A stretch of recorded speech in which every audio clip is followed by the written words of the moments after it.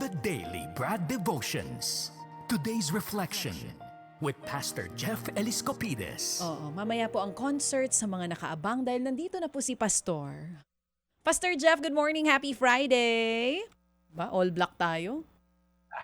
Good morning, Ted. Morning, Cha. Yan, Oo. ang ganda ng suot mo, Cha. May mga pa-reveal-reveal ka pa. Oo nga Good eh. morning. Yan nga ang tinatawag na balikatan exercise look. Yan. Kitang-kita yung cheekbone. Marami nga nagsasabi, Tja, bagay sa'yo, ang ganda-ganda mo sa kasuotan na yan. Huwag na maligo. Huwag ka na maligo. Ang hirap Sa naman. Lunes yan na rin ang... Sa bagay, hindi mahirap na wag maligo kasi wala naman kaming tubig. Ay, oo nga. Panaka-naka pa rin ang tubig. Mm. Kahit na matindi na ang pag-ulan. Mm, Prime water, Ano siya? thank you. Oo. Yan Halatang nakakaangat ka na sa buhay, Cha. Ha? Magaling lang mag-alaga to si baby, kayo talaga. Oo. Oo. Pero parang nawala yung, yung collarbone. Ay, Yan, ilabas mong ganyan. Yan. Okay, ganyan ka lang. hindi ko Huwag kang kaya hanggang gagalaw. 1 minuto lang yun. Okay lang, mapapamedic ako. Sige. Pero Pastor, Okay. Friday na, pero kahit hindi pa rin masyadong maganda yung panahon, sa ibang lugar po sa ngayon, yung iba kasi sinasabi, wala na pong ulan dito, Ma'am Cha, sana tuloy-tuloy na to. Pero ang paghahatid ng magandang balita sa mga kapatid natin, tuloy pa rin ngayong Biyernes. Pastor, ano ang magandang balita ngayon? Brad Ted, batiin ko lang, nanonood yung iyong kasamahan dati, si Aida Gonzales. Yung sa helicopter, yung sa traffic. Sa helicopter. Morning Alam mo, po. si Aida Gonzales, bata pa ako, Aida Gonzales na yan eh. Oo naman, grabe. Kumari ko yan. Google ko nga siya. Kumari ko yan, Brad Jeff. Morning Ayan, po, nanonood siya ngayon. madam. Opo. Ganda umaga, Ma'am Aida. Kamusta ng bakery mo? Meron palang bakery. Meron silang Anyway. bakery. Sarap magpandesal ngayon. Tsaka Boss Max, no? Mhm. O sige. Okay. Sige. Well, makaka-relate po Hoy, tayo sa gising topic days ko. pa yan, si Aida Siya ang Gonzales. traffic Hindi. reporter. Hindi. Ano siya? Nagta-traffic siya dati. Pero sa Hoy Gising, nagbabalita din Nag-co-host. niya. Oo. Hay, isa-search natin Hindi, yan. nagbabalita din siya. Oo. Nag-reporter Oo, tama. din sa Hoy Gising. Good morning po, Miss Aida. Oo. Yan. Na-mention lang niya. Mm. Anyway, Mm. ayan, tuloy po tayo. Makaka-relate po kayo sa kwento ko dahil maraming lugar na baha ngayon at ito has something to do with tubig. Naranasan niyo na po bang mawala ng control? Yung akala mo okay ka na, tapos biglang dumating yung dagok, yung problema, yung alon ng na dala ng mga kinakaharap natin. Akala mo strong ka and then bigla ka nagduda, nagsimula kang lumubog. Yan po yung nangyari kay Peter. Alam natin to storya na to, pero sa ibang anggulo natin siya aatakihin. Maalala niyo po, nung siya may prayer request, kung baga, may inihiling siya kay Jesus, all eyes siya.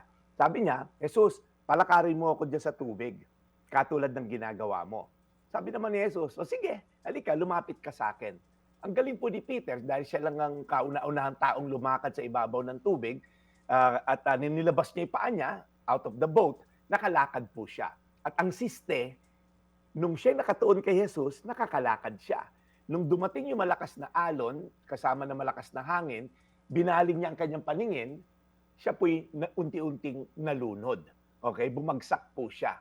Pero sabi po sa Mateo 14:31, agad naman siyang inabot ni Jesus at sinabi, kay liit ng pananampalataya mo, bakit ka bakit ka nag-alinlangan? Tatlo lang po i-share ko. Number 1, yung takot po distracts us from Jesus. Si Peter po was walking on water hanggang nakatuon siya kay Jesus. Nung nakita niya yung wind at waves, natakot siya, na-focus na siya sa paligid niya, nagsimula na siyang lumubog. Yung fear po doesn't mean wala kang faith. It means lang yung focus mo na shift na. May pananampalataya ka, pero mas malaki yung takot kaysa sa pananampalataya. Pangalawa, Jesus responds to desperate faith. Okay, Lord, save me. Okay, maaring maliit ang pananampalataya mo ngayon na magkakabalikan pa kayong mag-asawa sa marriage nyo. Maaring maliit na lang yung chance mo na yung anak mong adik bumalik pa sa'yo, yung anak mong pasaway. Maaring maliit na lang chance mo na makabayad sa milyon-milyon mong utang. Pero pag sinabi mong, Lord, wala na akong matatakbuhan, ikaw lamang. Isang maiksing panalangin, 3 words, Lord, save me. Pero sapat na. Jesus did not hesitate. Agad siyang o umabot ng kamay ni Pedro. At pangatlo at panghuli, Jesus saves you before He corrects you. Okay? Mahalaga po yan dahil hindi pababayaan ni Lord yung mga kasalanan natin na hindi tayo tuturuan, pero isasalba ka niya muna. Hinawakan niya si Pedro, inangat niya, at ang tinanong, bakit ka nag-alinlangan? Napakaliit naman ng iyong tiwala sa akin. Jesus didn't lecture Peter first. Sinave siya muna, then He asked, why did you doubt? Alam niyo po, grace comes before correction. Jesus saves first, then teaching will follow. Ganyan po kabait at ganyan kamapagmahal ang ating Diyos. Tanong, anong mga alon ng buhay ang nagpapalayo sa iyo sa focus kay Jesus ngayon? Paano mo naranasan yung pag-abot ni Jesus sa pinakamababang punto ng buhay mo? Kaya as we end po ngayong umaga na to, tandaan nyo, sabi sa Mateo 14:31, agad naman siyang inabot ni Jesus at sinabi, kay liit ng pananampalataya mo, Pedro, bakit ka nag-alinlangan? Tayo po'y mananalangin upang ang mga taong nakikinig ngayon na nakafocus masyado sa problema, sa alon, sa dagok ng buhay, ay ma-focus tayo sa ating Jesus na ating tagapagligtas. Tayo manalangin. Panginoon, patawarin niyo po kami. Minsan mas malaki pa yung alon at mga hangin, Lord, kaysa sa iyo. Mas malaki pa ang aming mga iniisip na problema kaysa sa kapangyarihan mo. In fact, pagising pa lang sa umaga, nakatuon na ang aming problema, ang aming sarili sa mga problema na aming kakarapin for today. Lord, turuan niyo kaming magdasal muna, mag-pause, manalangin, magbasa ng salita mo, makinig sa mga katuruan mo. At upang mapalaki namin, Lord, ang pananaw kung gaano ka kabapagmahal at gaano ka kalakas. Tulungan niyo po kami na huwag ma-focus sa problema, kundi sa iyong kapangyarihan at pagmamahal. Sa pangalan ni Jesus. Amen. Amen. Panginoon, salamat po muli ng marami sa aming pakikinig sa napakagandang aral mula kay Brad Jeff. Lord, salamat po. Salamat po sa araw na ito. Salamat po sa mensahe ng araw na ito. We pray, alagaan niyo po si Brad Jeff sa kanyang patuloy na pagmimisyon sa aming programa at sa kanyang mga kapanalig. In Jesus' name we pray. Amen. Salamat, Brad. And sana nga humupa na itong malakas na ulan. Hanggang dyan yata sa inyo. Sa Kainta ngayon, malakas pa rin ang ulan. But we pray na mamaya po humupa na ito kasi nga ang bagyong Emong po'y palabas na at sana nga po ay mapagod na itong si Habagat sa kakahigop ng ulan. Brad Jeff?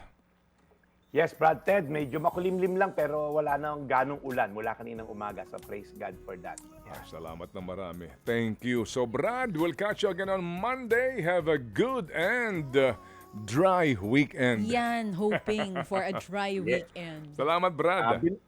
Makakapaglaban na siguro ako bukas kasi binabad ko na ngayon. So, sana lang. Salamat, Brad. Mabuhay ka. Thank you.